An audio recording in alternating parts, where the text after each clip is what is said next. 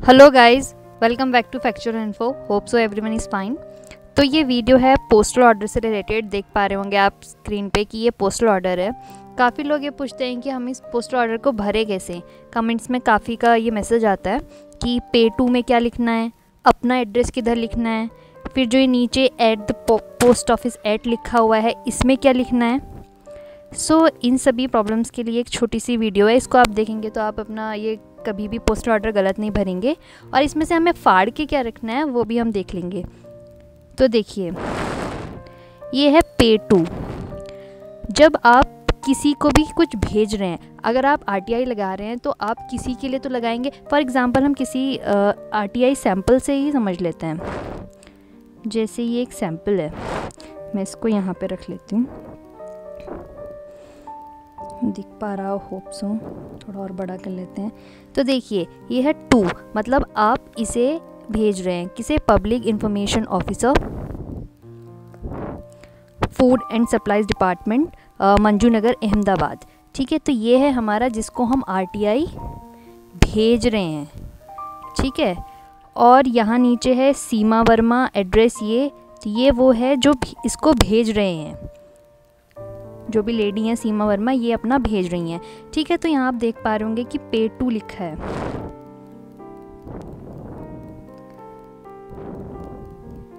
तो पे टू में कौन आएगा? पे टू आएगा ये,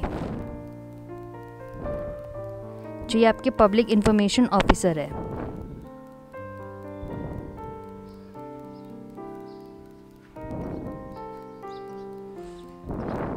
ठीक है, तो पे टू में कौन आएगा? ये पब्लिक इन्फॉर्मेशन, यहाँ पे भी पे टू है और हमारे पास ये भी हो गया। तो यहाँ पे आप क्या लिखेंगे? पब्लिक इंफॉर्मेशन ऑफिसर, और जो भी डिपार्टमेंट वगैरह, एड्रेस वगैरह, जितना भी आप इसमें फिट कर सकते हैं विद एड्रेस कम्प्लीटली। जैसे इसमें सब कुछ है, एम ब्लॉक, छोटा छोटा करके सब इसमें विद पिन कोड हम यहाँ पे मेंशन कर लेंगे। मंजू नगर, अहमदाबाद। हम सिर्फ अभी इसका एग्जांपल ले रहे हैं। ठीक है, होने के लिए कुछ भी हो सकता है। आप इसे हिंदी में भी भर सकते हैं, ऐसा नहीं है कि इंग्लिश में ही भरना है। मान लीजिए कि हम भेज रहे हैं शिक्षा अधिकारी को, तो हम यहाँ पे भी लिख सकते हैं लोक सेवा अधिकारी। अगर मान लीजिए किसी के लोक सेवा अधिकारी को भेज रहे हैं तो यहाँ लिख सकते हैं लोक सेवा अधिकारी।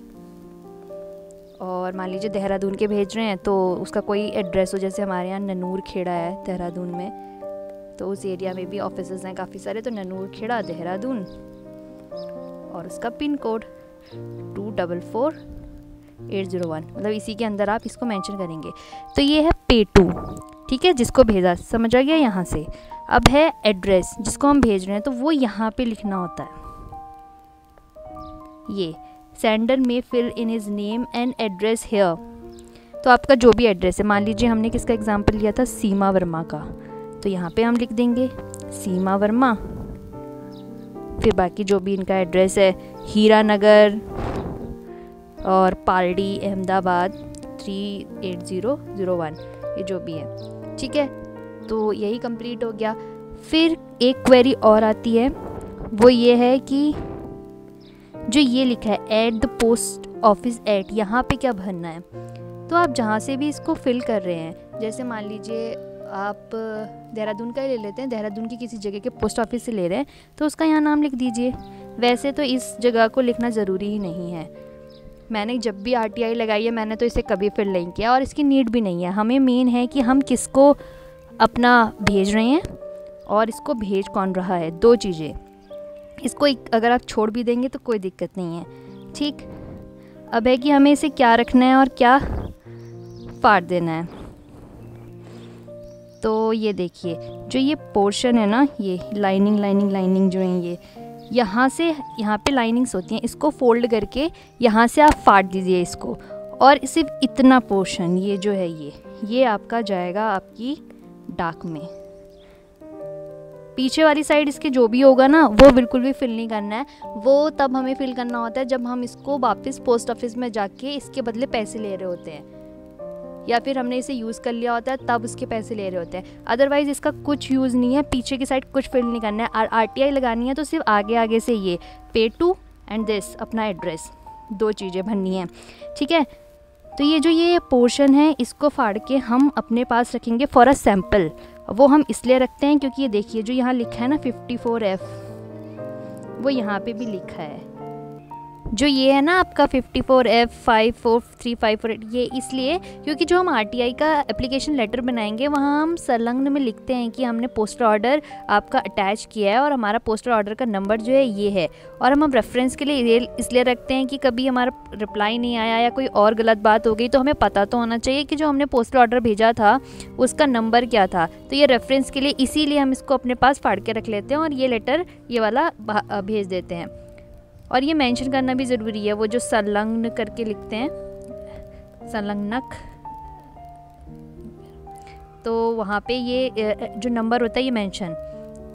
अब कोई ये नहीं कहिएगा कि यहाँ पे इंग्लिश में लिख दिया और वहाँ पे हिंदी में लिखा है। तो मैं एक एग्जांपल में बता रही थी कि हम हिंदी में भी भर सकते हैं, इंग्लिश में भी भर सकते हैं। तो यहाँ पे जब ऊपर इंग्लिश लिखेंगे तो नीचे भी हिंदी इंग्लिश, और जब ऊपर हिंदी लिखेंगे तो नीचे भी, तो यहाँ पे हिंदी में ही भर सकते हैं, ऐसा कोई इशू नहीं है। तो मतलब बोथ लैंग्वेज में हम इसको भर सकते हैं, बस ये है कि सिमिलर हो, ऊपर नीचे दोनों हो। इसके अलावा पूरे पोस्टल ऑर्डर में कुछ नहीं भरना है। So this is all about कि कैसे हमें एक पोस्टल ऑर्डर भरना है। अगर वीडियो अच्छी लगे तो लाइक शेयर एंड सब्सक्राइब करना चैनल को।